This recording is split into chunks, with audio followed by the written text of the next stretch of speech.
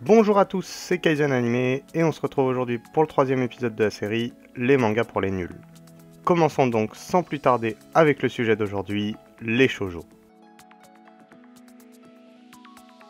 Au Japon, le mot shoujo signifie petite fille ou jeune fille et on l'utilise dans la culture manga afin de désigner les mangas destinés aux jeunes filles entre 10 et 18 ans. Un manga shoujo est donc un manga ayant pour cible de jeunes adolescentes, il est donc l'opposé du shonen dont j'ai expliqué l'origine dans la première vidéo de cette série. Un manga peut être considéré comme shoujo quand il est prépublié au Japon dans un des magazines visant cette tranche d'âge. On peut par exemple citer le Besatsu Friends ou le Nakayoshi. Comme pour la plupart des genres du manga, le shoujo a connu un premier essor après la Seconde Guerre mondiale. Cependant, son âge d'or se situe dans les années 1970 avec une complexification aussi bien graphique que thématique du genre.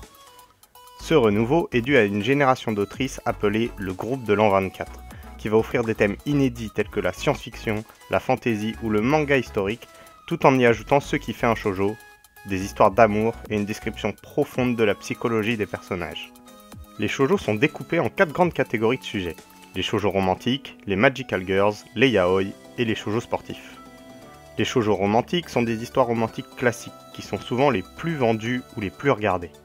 Elles prennent place en général dans un cadre scolaire tel qu'un lycée ou un collège. On peut donner comme exemple Kimi no Todoke, Kaicho wa Maid-sama ou encore Fruit Basket dont un remake animé est sorti et en est à la 2e saison actuellement. Les Magical Girls sont des shoujo où de jeunes filles peuvent maîtriser des pouvoirs magiques et ont pour but de combattre le mal. En tant qu'exemple, on peut citer les hyper connus Sailor Moon et Magical Doremi, mais aussi Shugo Chara.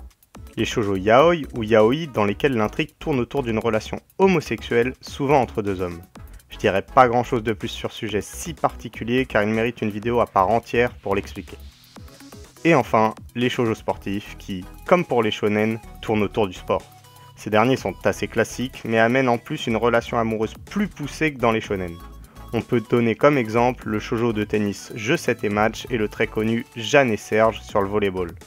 Voilà, c'est tout pour cette vidéo, n'hésitez pas à me dire en commentaire quels sont vos shoujo préférés et pourquoi. Mettez également un pouce bleu, ça fait toujours plaisir. C'était Kaizen Animé, à la prochaine.